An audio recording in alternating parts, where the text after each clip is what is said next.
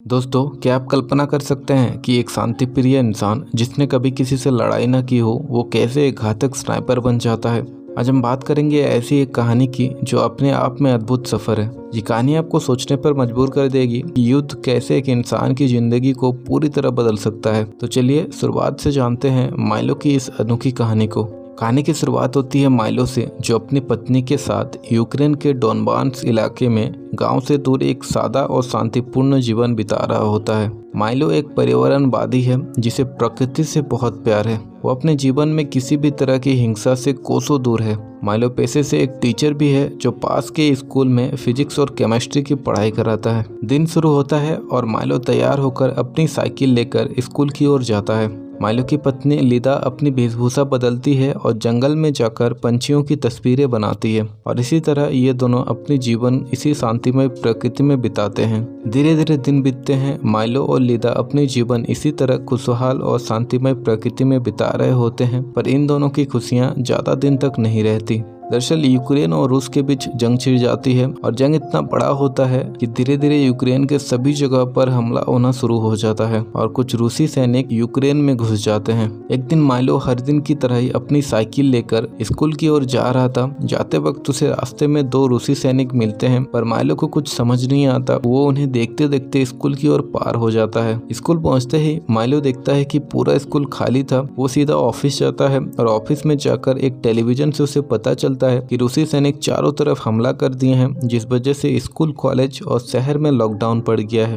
Milo को जब ये बात पता चलता है, वो अपनी साइकिल लेकर वापस अपने घर की ओर काफी तेजी से जाता है, पर जब तक माइलो अपना घर पहुंचता, वही तो रूसी सैनिक उसकी पत्नी लिदा पर अटैक कर देता है। दरअसल लिदा अपनी वेशभूषा बदली हुई थी, जिसे देखकर रूसी सैनिक उसे जासूस समझ रहे थे। दोनों सैनिक माइलो और लिदा को काफी मारते हैं और उनके घर को आग लगाकर वहां से जाने लगते हैं। अपने घर को जलते देख लिदा एक पत्थर उठाती है और उन सैनिकों को मारने के लिए उनकी ओर बढ़ती है, जिसे देख सैनिक लिदा पर गोलियां चला देता है और यहीं पर लिदा की मौत हो जाती है। थोड़ी देर बाद यूक्रेनी सैनिक वहां आते हैं और लिदा को वहीं दफनाकर माइलो को अपने साथ ले जाते हैं। और यहीं से शुरू होता है दोस्तों इस कहानी का एक अहम पार्ट, ऐसा पार्ट जो एक शांतिवादी इंसान को खूंखार स्नाइपर में बदल देता है। लिदा की मौत के बाद अब माइलो को यूक्रेनी सैनिक उनके मिलिट्री कैंप ले जाता है, जहाँ माइलो की मुलाकात सर्जेंट से होता है। सर्जेंट माइलो को पहले तो अपनी मिलिट्री बेस में लेने के लिए मना कर देता है, पर माइलो की बदला लेने की चाहत को देखकर सर्जेंट माइलो को ट्रेनिंग देना शुरू कर देता है। धीरे धीरे माइलो की ट्रेनिंग शुरू हो जाती है और एक टीचर से सीधा मिलिट्री बेस में ट्रेनिंग करना माइलो के लिए काफी मुश्किल हो रहा था। वो बाकी लोगों की तरह ट्रेनिंग नहीं कर पाता था, जिसे देखकर बाकी लोग उस पर काफी हंसते थे, पर माइलो की बदला लेने की चाहत उसे हर एक चुनौती को पार कराता था। एक दिन माइलो सर्जेंट से बोलता है, मैं माइलो नहीं रेवन हूँ, मेरा आज से कोड नेम रेवन होगा।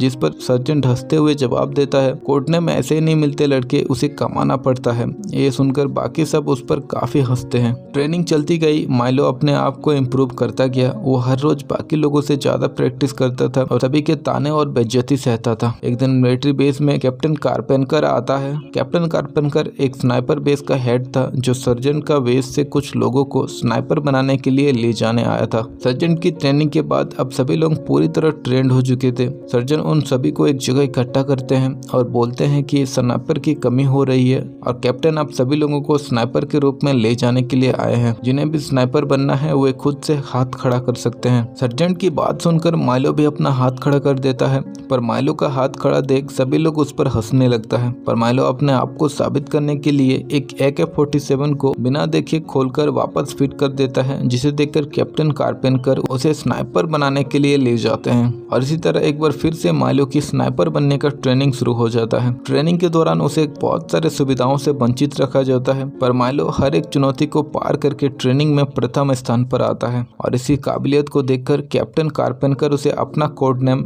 रेवन दे देता है। धीरे धीरे समय पार हो रहा था और अब रेवन अपने आप को और भी खूंखार बना रहा था। एक दिन रेवन का पहला मिशन आता है और रेवन कैप्टन कारपेनकर की एक टुकड़ी के साथ दुश्मन को मारने के लिए जाता है और अपना पहला दुश्मन मार गिराता है। इसी तरह कैप्टन कारपेंकर के साथ बहुत सारे मिशनों को अंजाम देता था और दुश्मनों को मार गिराता था। धीरे धीरे समय बीतता है और एक दिन रेवन को वही दो रूसी सैनिक दिखते हैं जो रेवन की पत्नी लीदा को मार दिया था। रेवन उन दोनों सैनिकों को देखकर काफी ज्यादा गुस्सा में आ जाता है और कैप्टन कारपेंकर की बात न सुनकर उन पर गोलियां चला देता है। रेवन की ये गलती कैप्टन कारपेंकर को भारी पड़ता है। रूसी स्नाइपर उन दोनों को ढूंढ लेता है और कैप्टन कारपेंकर को गोली चला देता है, जिससे कैप्टन की वही मौत हो जाती है। अपने कैप्टन की मौत के बाद अब रेवन फिर से टूट जाता है और उसी समय उस स्नाइपर को मारने का कसम खा लेता है। दरअसल दोस्तों, रूसी सैनिक में एक खतरनाक स्नाइपर था जिसका नाम श्री होता है। श्री अब यूक्रेन के बहुत सारे स्नाइपर और राइफलमैन को मार चुका था और वो लोग अब एक केमिकल फैक्ट्री में अपना ठिकाना बनाया हुआ था।